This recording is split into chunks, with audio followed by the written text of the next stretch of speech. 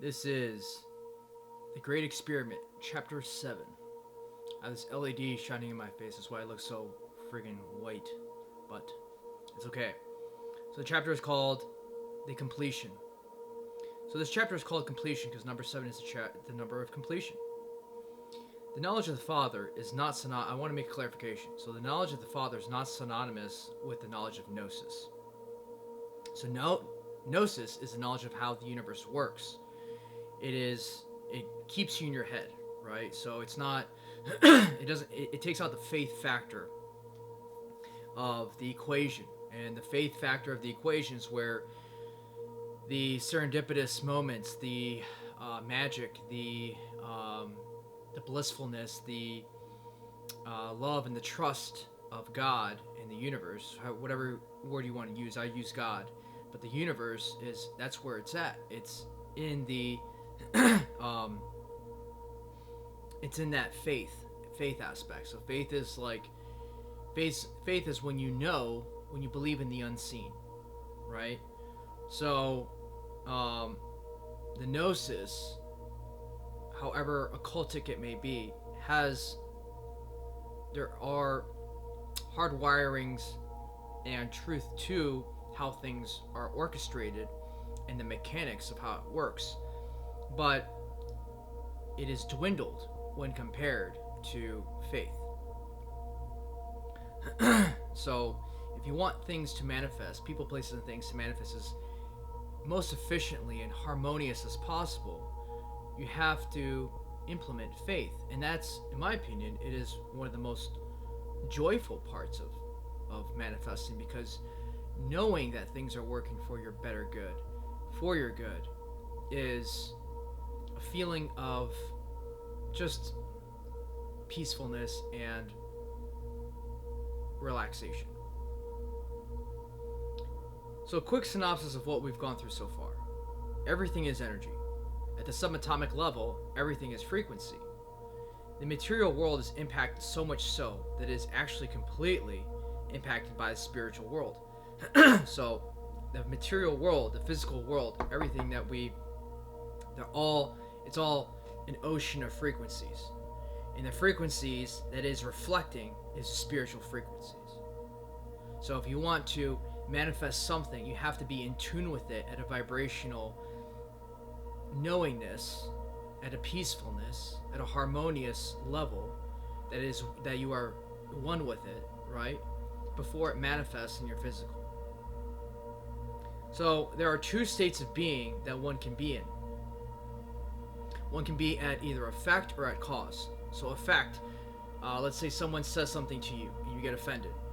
You take it personal. You start putting harm on yourself. You know, whatever they may, whatever. Maybe it's because you did this, or maybe it's because you look this way, or maybe it's because you think you're not good enough, or whatever it may be. So you start believing these false beliefs. And if you start believing these false beliefs, then there's a high likelihood that you might project them onto others. So we're always projecting our self-beliefs onto others, right? Someone who's at effect, they're controlled or a slave by the outer perceptions or opinions of others. They're, in other words, enslaved to the frequencies that they think that they are seeing, so much so that they're giving the authority to those external factors. Again, it could be, it could be money, or it could be someone's opinion, or it could be, someone's, comment, or whatever it may be. When you place so much importance on that, then you're giving your authority to that. And you should always give yourself authority by staying rooted. And you stay rooted when you're at cause. So if you want to remain at cause, give power to your self-image. You must give yourself the blessing first before it manifests in the exterior world. You must harmonize with that blessing in the interior. Accept it as your being, as your archetype. Oh, of course, yeah, things are working out for me. Of course, this person's in my life because they like this and this and this about me, and I like this and this about me, about myself as well, and I like this and this about them. Of course, this business transaction went flawless. Of course, this product or service is going to happen in its most efficient and harmonious way possible, because we have the right people in place, and I have faith in those people. And if there's a question or a concern that that comes across or whatever, then they will let me know. When you're at a state of cause and versus effect, you're not placing the power on others, but you're simply harmonizing. So when you harmonize, you're a lot more receptive to blessings, because you know that there's that everything comes from within. So as long as you're projecting your self-image to the exterior, that business deal, we're going to talk more about business in the further chapters, that business deal, those variables, whether it's money, whether it's ideas, whether it's the blueprints, whether it's the people, the products, services, whatever it may be, you start organizing your thoughts to say, well, this is my archetype. My archetype is that things work out for me. I stopped using the words worry. I replace them with, this is going to be, everything's going to go fine. Everything's going to go fine, right? Everything is going to go great. Everything's going to be great. So, let's say you're at cause, which is where you should always be. Because when you're at cause, you're rooted in wisdom. You're rooted that everything is happening at its essential time. Everything is happening in the best interest of everyone involved. So, for instance, you think progress is being made, but maybe it's being made slowly. Or you get an opportunity for something, and you might be intimidated or scared. Or someone calls you something, or you get offended by something. You don't pay attention to that. Because you know that by putting control on your own emotions and your own self-image, by constantly putting your importance, your self-image, by focusing on your self-image and radiating that self-image, you will then start to transmit that frequency to the exterior. And that frequency will flow through all subatomic particles. And it will have a ripple effect, like you throwing a stone in a lake that's calm. Now, that's what you want. You want your mind to be calm, like a lake in the early morning, where you could throw the smallest little pebble and it'll ripple. When your mind is with all of these emotions, then that idea is just going to be tossed by another wave. It's not going to have the same ripple effect. So you want your mind calm. You don't want all these emotions and all these external thoughts and opinions of other people, of, this and that, or whatever it may be. So you also confront the fearful-based thought through first principle thinking, which will do all the heavy lifting for you. It will fight your battles. It will do all the work for you. Because we'll get into this in a little bit, but when you focus on wisdom, we'll go through some wisdom principles. It really does do a lot of the heavy lifting for you. I want you to do an exercise real quick. We're gonna do an exercise. So, in a notebook, like something like this, right? Can you see that? Okay. In a notebook, I want you to draw a line right down the middle. Draw a line right down the middle. And then on the left side of the paper, I want you to write first at the top what a desire that has been placed in your heart. Draw a line down the middle, and on the left side, I want you to write all of the reasons why you think you cannot have that desire. Now this is an exercise I actually downloaded from Source. But write down all of the reasons why you think you are not worthy, or you cannot have that, or opinions, external factors. So please legitimately do this, because this is an exercise that holds a lot of power, and I'm going to help you alleviate a lot of those subconscious beliefs with this exercise. So you should be done with that part. Okay, so on the right side of that piece of paper, we're going to use first principle thinking. So first principle thinking stems from wisdom. And because remember, the physical world is impacted, is chained to the spiritual world. So anything that has manifested, any building, any idea, product, service, person, has first been conceptualized in the imagination of someone prior to its existence. This shirt that I'm wearing, this sweater, whatever it may be, has first been conceptualized as an idea in the mind of someone. And then, because it's been harmonized, alleviating all the blocks, the subconscious blocks, then it has been created, manifested. So on the right side of the column, we're going to use first principle thinking. And instead of looking for the needle in the haystack and doing all that work, what you do is you burn the hay and you are left with the needle. So wisdom is so powerful, that it's so direct, it is so efficient, that it just gets right to the point. So on the right side, what you should write down is this: I am a son or a daughter of the Most High, God. Knowing that I share consciousness with God, I share creative power with God. The same God that creates worlds and galaxies.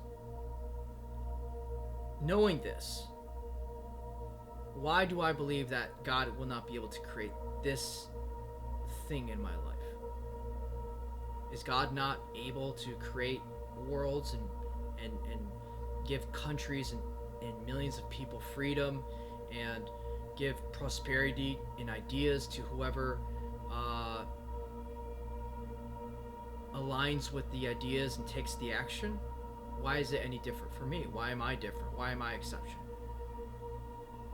Is it because I look this way? Is it because this person told me this when I was younger? Is it because this has happened to me, even though it's not happening right now? Or even if it is happening right now, whatever it may be, I can choose to look away, or I can choose to turn the cheek, or I can choose to ignore that reputation that I had when I was younger. Or if something happened to you, a dramatic event happened to you when you were younger, I can choose to part ways with that identification. So what I'm doing is I'm burning the hay. I'm consciously burning the hay in your subconscious. I'm consciously burning the hay in your subconscious. So, oh yeah, I failed at this business idea. I got into trouble this time, but that's not who I am. Who I am, I choose right now at this very moment to reflect wisdom principles and to be guided by God and to follow my intuition. Boom, I've just been transformed in the blink of an eye, in the twinkling of an eye. Now I'll explain to you the mechanics behind it. So really, I mean, it's like, what is it? It's because your friend failed at it? It's because you have a fear of this happening? Well, it hasn't even happened yet.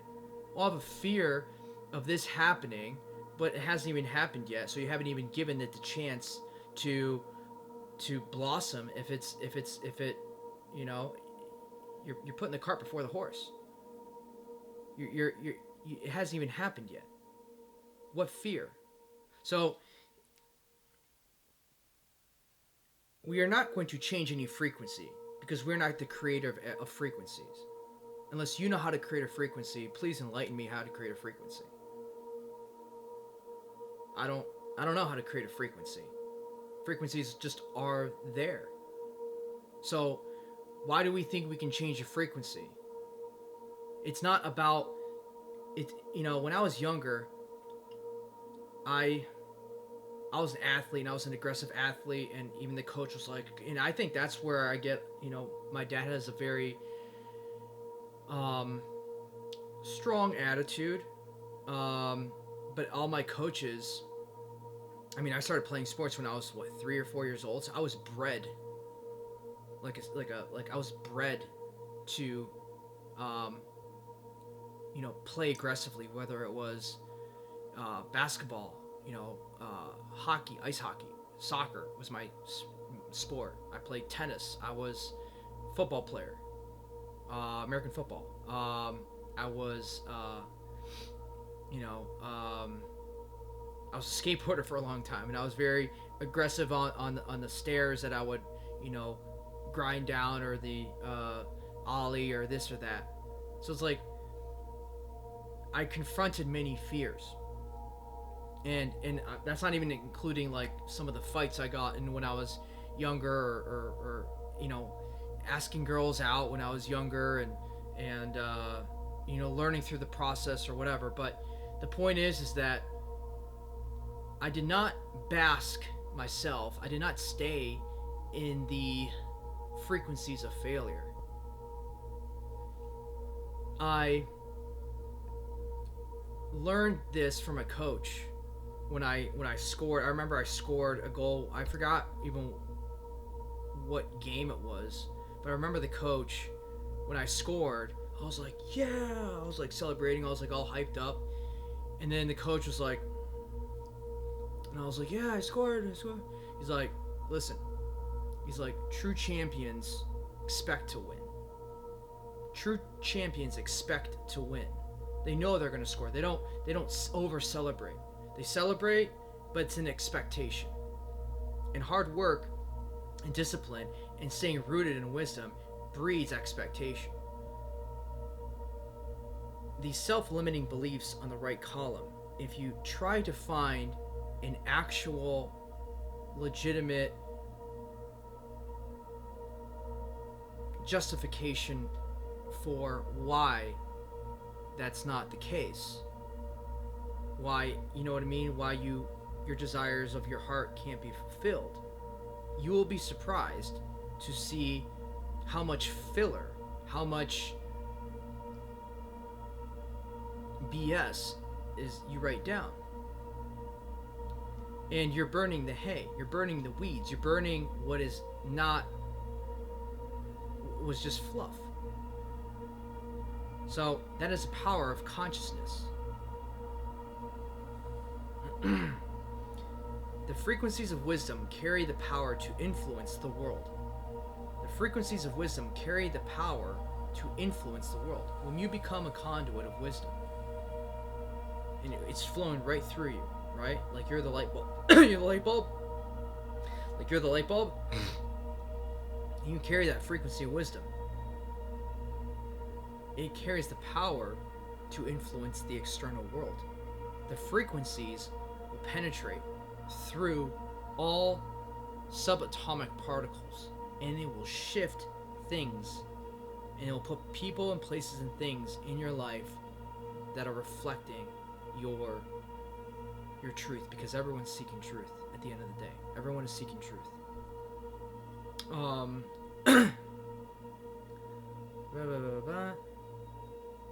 These frequencies need a conduit to transmit through, and that is what our real power is. Our real power is to be a conduit for those frequencies to transfer through.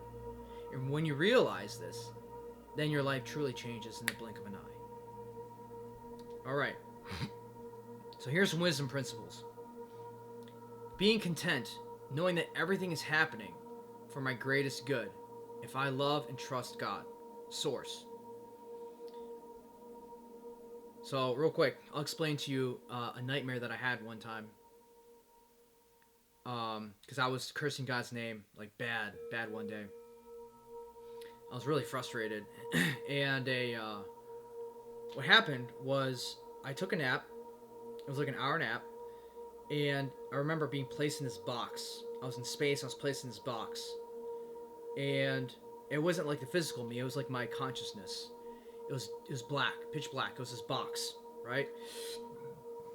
And I didn't know who I was. I didn't have any recognition of where I was. I didn't have any wisdom. I didn't have any memories. I was just in this dark asylum space. And I saw it was a box and it was limited. Like this. Now, some gnosis for you. Whatever you put in a box isn't there. Okay, look that up. Whatever you put in a box is not there. Anyways, I put myself, this dream I had, placed me in this box, right? And I remember screaming. I was like, God, get me out of here.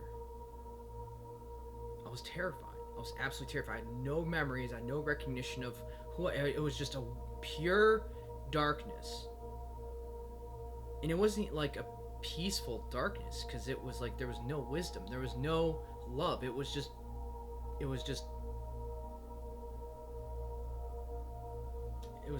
insanely scary. And what that taught me, what that little dream taught me, was that we take a lot of things, like our memories, the lessons we learned, our wisdom, our the principles we live by, the things that we know, we take a lot of that for granted because we're so fixated on the external. So stay rooted in wisdom. Here's another one for you. I have free will to tune my frequency to whatever frequency I want to keep perpetuating in my life. Whatever I gravitate in my life is simply because I have placed my attention on it and have taken steps towards that. If I follow my God-given intuition, I will always be guided. If I follow man's rules or the rules of clubs or associations, like I've mentioned, right? There is a very high probability that I will be deceived and will be turned from healthy wheat to worthless weed and tossed. Why do you think the checkerboard? Why do you think there's a checkerboard everywhere you see when you look at the 33s? It's dielectric. They worship the dielectric. There's no such thing. There's source. That's it. You do not honor the dialect. You don't honor something that does not have first principle thinking, or else you will perpetuate deceivement because you're being deceived. You're only being deceived, and the top people of some of these clubs know this. And what they do is that they purposely deceive others so that they can turn themselves, they can turn each other against each other. And then they're pulling the strings at the top. And that's some of the highest cognition of how those organizations work. Matthew 40 to 43, scripture here for you. As the weeds are pulled up and burned in the fire, so it will be at the end of the age. The Son of Man will send out his angels, and they will weed out of his kingdom everything that causes sin and all who do evil. They will throw them into the blazing furnace, where there will be weeping and gnashing of teeth. Then the righteous will shine like the sun in the kingdom of their Father.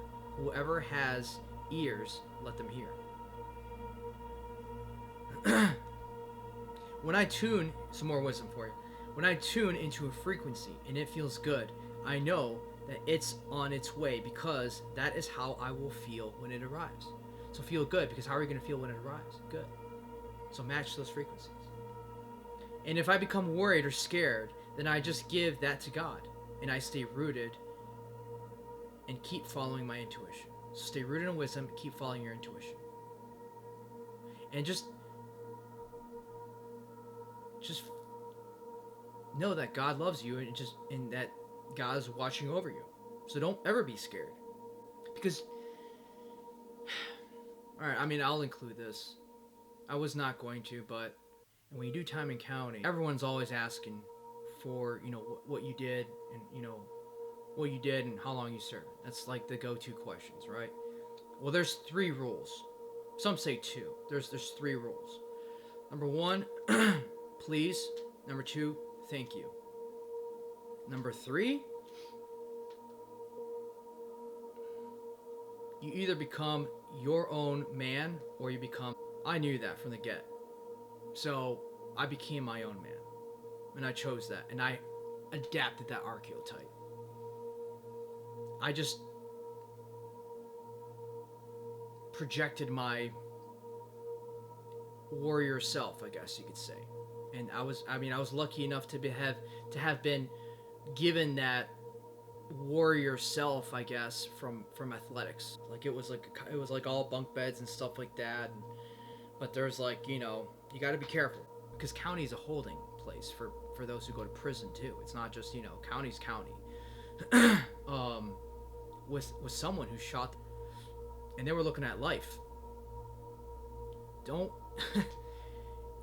You're not going to become tougher by looking in the face of evil. Trust me, I've been there. It doesn't work like that. Because you're talking about an infinite universe that will perpetuate something even more fucking evil for you. So, you know what I mean? You stay rooted on who you are. But you don't go looking out for trouble, because trouble will find you if you do that. That's what I'm trying to say. You don't look for fear. You don't look for things trying to be Superman and trying to overcome it, because it will F you up in a bad way. You stay rooted on the self-image of who you are and what you believe you to be, and use wisdom. we must use the imagination, so much so that it is our go-to. So remember, the divine feminine and divine masculine. The divine feminine is all the ideas. It's how you feel. Oh, this feels great. I love this. I'm so at peace with this. I have this amazing idea. I'm bringing value. I'm complimenting. I am being my authentic self through loving discernment. And then the actions take place. I want to build this. I want to create this. I want to go do this. I want to go there. I want to, take this opportunity, whatever it may be. So, when the decision is made, whenever you make a decision in life, I want you to do an exercise with me. Here's the second exercise that we're going to do today. When a decision is made, say this with me. Today, I have decided that God will bless me with blank in my life, and that I will follow my intuition of thoughts and actions to create, have it, and gravitate it in my life. There you go. Congratulations. So again, today I have decided that God will bless me with whatever. You write this down on your little journal, right? This is mine. Today I decided that God will bless me with this in my life, and I will follow my intuitive thoughts and actions to create it and gravitate it in my life. There you go. When you follow your intuitive thoughts, that's where the magic happens, because that's when God is right there. It's like God's like right here, just supporting you. Oh God, I don't know, I'm scared about this idea. I don't know if I should, this and that. Okay, well, take some time and think about it, but you already made the decision. Do you believe that I love you? Do you believe that I can help you get whatever it is that you want, like I've done for so many, and created so much for, basically everything, and knowing that God is keeping everything in harmony. Why do you believe that God can't keep what you want in harmony once it's created? So that's all first principle thinking. It's just first principle thinking. Alright, so my highest discernment, mine, is that Jesus Christ came to earth to teach wisdom and perform miracles to show people and let them know that they themselves have the same power within. Those who followed him were blessed. Those who didn't were in the frequency of thinking they knew it all. So they were not teachable. They were calcified in their brains, in their pineal glands, whatever you call it. They were ignorant. They were selfish. They were only thinking about themselves and what they knew or what they thought they knew. And doing everything. Therefore, they had to carry their own burdens in their life. I know people who have everything that they want, and they're not like wealthy, but they're well off. And they are the most teachable people. They know that they don't know everything. And they manifest so easily because of this. So they are manifesting so just competently, unconscious competently. They're unconsciously competent. They're so conscious that it becomes second nature at how competent they are. So, like Kevin Trudeau said, they're unconsciously competent, right? So they know that they don't know all the answers, so they don't judge, and they're open to other people's opinions. But they don't take it on themselves, like, oh my god, oh my gosh. So, they appreciate. Oh, that's interesting. Oh, that's cool. Oh, hey, that's interesting. That's cool. Okay. And then they say, you know what? Maybe this person is actually right in this and here. Maybe this person's right here. Maybe this person's right here. And they don't hold resistance up. And because they don't hold resistance up, things just it just manifests in their life.